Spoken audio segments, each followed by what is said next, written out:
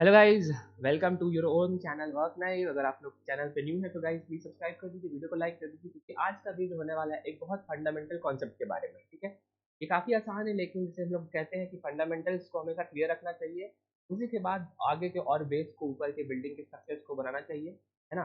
उसी के मद्देनजर में, उसी उद्देश्य के साथ हम लोग आज पढ़ेंगे दो काफ़ी interesting topic, dimensions and dimensional formula. ठीक है, तो सबसे पहले हम लोग स्टार्ट करते हैं गाइस डायमेंशंस के साथ। अगर आप लोग चैनल पे न्यू है गाइस तो प्लीज सब्सक्राइब कर दीजिए, हम लोग के वीडियो को लाइक कर दीजिए और अपने फ्रेंड्स ग्रुप में भी शेयर कर दीजिए। ऑलराइट, सबसे पहले हम लोग डायमेंशंस देखेंगे, उसके बाद हम लोग डायमेंशनल फॉर्मूला का भी डेफिनेशन के साथ एग्जांपल्स को पढ़ेंगे, जानेंगे। ऑलराइट, तो जैसे आप लोग को सबको पता है कि जैसे हम लोग ने कुछ क्लासेस पहले भी डिस्कस किया था कि 7 फंडामेंटल क्वांटिटीज होते हैं बेसिकली, है ना। तो क्या क्या होता है उसको आप लोग याद होगा, मास के लिए m था, है ना, लेंथ के लिए l था, टाइम के लिए t था, फिर जो टेम्परेचर था उसको हम लोग केल्विन स्केल से रिप्रेजेंट करते थे, केल्विन के। अमाउंट ऑफ सब्सटेंस को मोल बोलते थे, इलेक्ट्रिक करंट को हम लोग एम्पियर से नापते थे, और फाइनली एक ल्यूमिनस इंटेंसिटी को भी हम लोग कैंडेला का रिप्रेजेंटेशन देते थे। तो जितने भी सारे क्वांटिटीज है उनको इस टर्म में रिप्रेजेंट किया जा सकता है, इन सातों के टर्म्स में। तो ऑब्वियसली हम लोग को नेक्स्ट पॉइंट तो समझ में आ ही रहा है कि डायमेंशंस क्या होगा। एक बेसिकली एक मेथड है to represent any physical quantity in terms of fundamental quantity. ठीक है, तो डायमेंशंस क्या है लिख लेते हैं कि method of representing any physical quantity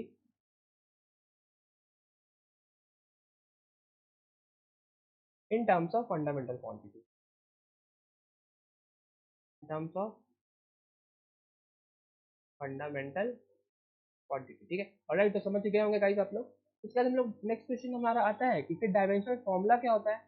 ये nothing that is but expression होता है। ठीक है, डायमेंशन क्या है, मेथड है, और जो हम लोग का डायमेंशनल फॉर्मूला है वो क्या है, वो एक एक्सप्रेशन है, एक्सप्रेशन। ठीक है, expression representing dimensions of a physical quantity, that's it, representing dimensions of a physical quantity, that's it. ठीक है, डायमेंशन अपना मेथड है, डायमेंशन फॉर्मूला अपना एक्सप्रेशन है। जल्दी से इसके कुछ एग्जांपल्स देख लेते हैं कि आप लोग को हमेशा हमेशा के लिए क्लियर हो जाए। हम लोग ऑलराइट, हम लोग स्टार्ट करते हैं एक काफी बेसिक एग्जांपल से, एरिया से। हम लोग के पास, मान लीजिए हम लोग के पास कोई फिजिकल क्वांटिटी है जिसको हम लोग एरिया बोलते हैं। एरिया हम लोग को क्या पता है, इसका डेफिनेशन वो तो हम लोग को पता है, लेंथ इंटू ब्रेथ होता है, करेक्ट। एल इंटू बी इसको हम लोग बोलते हैं। इसका डायमेंशन क्या होगा गाइस, इसका डायमेंशन होगा, याद करिए डायमेंशन क्या था हम लोग का, method of representing in terms of fundamental quantity. Dimension में क्या हो जाएगा, एल इंटू एल, करेक्ट, ये दोनों लेंथ है, L into L. Second fundamental quantity होता है एल स्क्वायर, एल होता है, L into L, L square हो जाएगा। फिर क्वेश्चन आता है कि डायमेंशनल फॉर्मूला क्या होता है। ठीक है, तो गाइस ऐसा कुछ हार्ड एंड फास्ट रूल नहीं है, बस एक डिस्टिंक्ट करने के लिए कर दिए हैं कि डायमेंशनल फॉर्मूला इसका हो जाएगा m0 l square t0 bracket. ठीक है, ये तीनों आप लोग को साथ में लिख देना है, वो हो जाएगा डायमेंशनल फॉर्मूला। ठीक है, एक और एग्जांपल देखते हैं।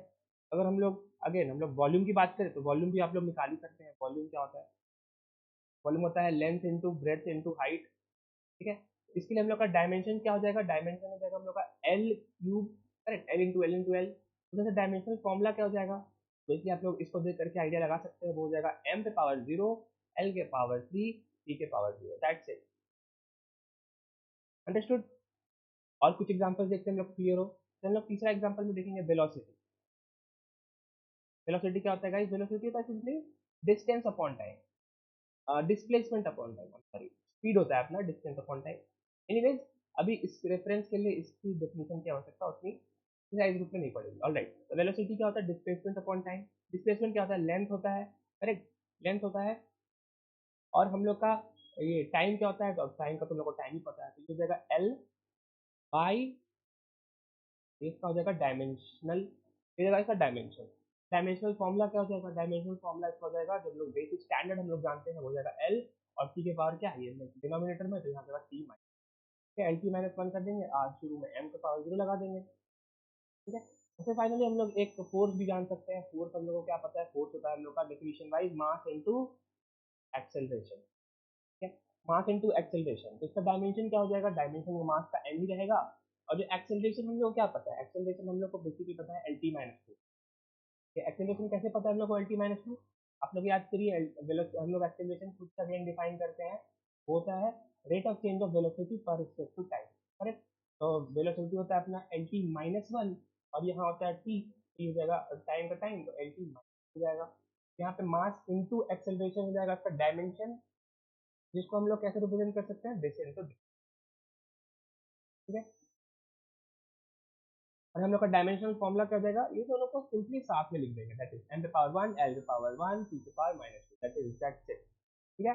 तो ऐसा कुछ जरूरत नहीं पड़ेगा, आप लोग को एग्जाम में ऐसा कभी नहीं पूछेगा कि एक इसका डायमेंशन भी लिखो, डायमेंशनल फॉर्मूला भी लिखो। आप लोग को बेसिकली डायमेंशनल फॉर्मूला ही पूछेगा आप लोगों को, इनफैक्ट इससे काफी क्वेश्चन भी बनेंगे। तो आप लोग को यही डीएफ याद रखना है कि वो उसको एम एल टी के रिप्रेजेंट में टर्म्स में लिखना है, और उसमें ही सारे फंडामेंटल क्वांटिटीज के टर्म्स में गिवन फिजिकल क्वांटिटी को रिप्रेजेंट कर देना है, that's it, simple as that, ठीक है। एक और लास्ट पॉइंट बोलूंगा गाइस, कि फोर्स का जो हम लोग एग्जांपल लिया है, फोर्स का जो होता है ना, काफी काफी इंपॉर्टेंट है। इसका आप लोग को बेसिकली, ठीक है, मास इंटू एक्सेलरेशन कैलकुलेट कर सकते हैं, उसमें कम ही टाइम लगेगा, लेकिन आपको कम टाइम को जीरो टाइम में कन्वर्ट करना है। कहने का मतलब कि जो फोर्स का जो डायमेंशनल फॉर्मूला होता है ना, M L T minus two, M L T minus two, ये आप लोग को काफी काम आएगा, काफी काम आएगा, इसलिए आप लोग को इसको बेसिकली कर लेना है याद, ठीक है। तो फोर्स का डायमेंशनल फॉर्मूला अगर कोई आपसे अभी पूछे कभी भी, आप लोग को सीधा वहां पे कैलकुलेट नहीं करना है, तुरंत बताना है एम एल टी माइनस, ठीक है। ऑल राइट, उम्मीद करता हूँ आप लोग को ये क्लास समझ में आया होगा गाइस, मिलते हैं जल्दी नेक्स्ट वीडियो में, तब आप लोग मेहनत करते रहिए और फिर अपने माँ बाप का भी नाम रोशन करिए, तब तक के लिए जय हिंद।